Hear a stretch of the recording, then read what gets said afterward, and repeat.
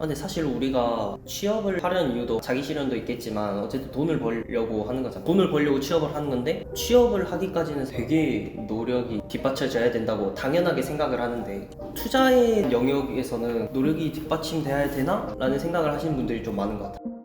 그러니까 우리가 기업을 하나를 투자를 하더라도 예를 들어서 삼성전자라는 회사를 투자를 한다고 할 때 삼성전자가 최근 3년 동안 매출이 얼마였고 이익이 어떻게 되고 배당은 얼마나 주고 주주관계는 어떻고 최소한 내가 투자를 하고 있는 회사라면 가장 기본적인 몇몇 요소들을 정말 거리낌 없이 대답을 할 수 있어야 된다고 보는데 실상은 그렇지 않거든요. 그런데 본인이 집을 알아볼 때는 부동산을 10군데, 20군데, 30군데 가가면서 꼼꼼하게 따져보고 수도는 잘 나오는지 난방은 잘 되는지 주방은 깨끗한지 사실 굉장히 꼼꼼하게 점검을 하면서 주식이나 이런 것들에 대해서는 그만큼의 노력을 하지 않는 것 같아요. 그게 사실 결론적으로는 성과로 반영이 되는 거고 주식이 접근성은 쉽기 때문에 쉽다라고 생각할 수 있는데 결국 주식시장에서의 성취를 달성을 하려면 충분한 시간을 거치고 공부를 해야 하는데도 불구하고 뭐 하지 않는다는 거는 결국 굉장히 어떻게 보면 합리적이고 정직하게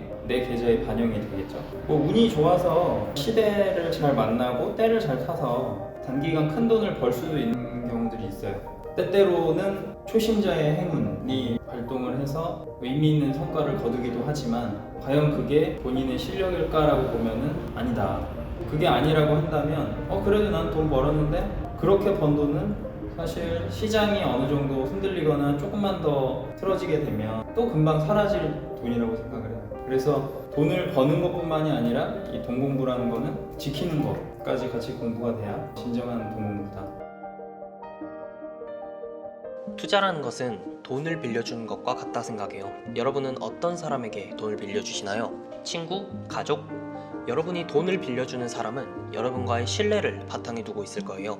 그러면 투자로 넘어가서 회사한테 돈을 빌려준다고 생각해보세요. 투자하면서 추천 종목, 급등 종목 많이 보고 계시잖아요. 그런 회사에 투자하고 기다리고 있는 것은요, 모르는 사람에게 돈을 빌려주고 언젠가는 갚겠지 하면서 초조하게 기다리는 것과 같다 생각해요. 사람에게 돈을 빌려줄 때, 사람과의 신뢰를 쌓을 때 어떤 요소들을 보시나요? 이 사람이 어떤 삶을 살아왔는지, 충분히 나중에 갚을 여력이 되는지, 이 돈을 어디에다 쓸 것인지 이런 거 보잖아요. 회사도 똑같은 것 같아요. 우리가 투자할 회사는 사람을 대하는 것처럼 꼼꼼하게 따져봐야 해요. 그런 공시들은 다트, 컴퍼니와이즈와 같은 사이트에서 충분히 제공해주고 있어요. 이 회사가 신뢰할 수 있는지 아닌지 말이에요. 링크는 영상 설명란에 적어 놓을게요. 공부가 수반되지 않는 투자는 금방 잃게 된다는 말이 정말 맞는 것 같아요. 여기서 공부라는 것은 차트 보는 법, 호가창 보는 법 이런 게 아니고 회사 자체를 공부한다는 의미예요.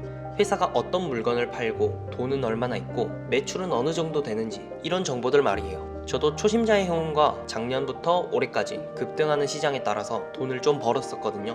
근데 시장이 주춤하니까 본래 제가 진리라고 생각했던 투자 방식이 하나씩 깨져가더라고요. 공부는 안 하고 차트, 호가창만 보면서 공식 같은 필승법을 만들려고만 했거든요. 다시 초심으로 돌아가서 공부하고 여러 멘토님께 조언을 받다 보니 시장을 공식화하려 했던 게 얼마나 어리석었는지 알게 되었어요. 5등급 맞던 학생이 찍어서 1등급 맞을 확률은 제로에 가깝다는 말을 들은 적이 있거든요. 투자에서 기적을 바라지 않고 꾸준히 공부해 나가다 보면 내 돈을 지킬 수 있게 되고 자산이 조금씩 늘어나는 모습을 보실 수 있을 거예요. 저도 그 과도기에 있으니 투자의 본질을 잊지 않고 노력해 보려 합니다.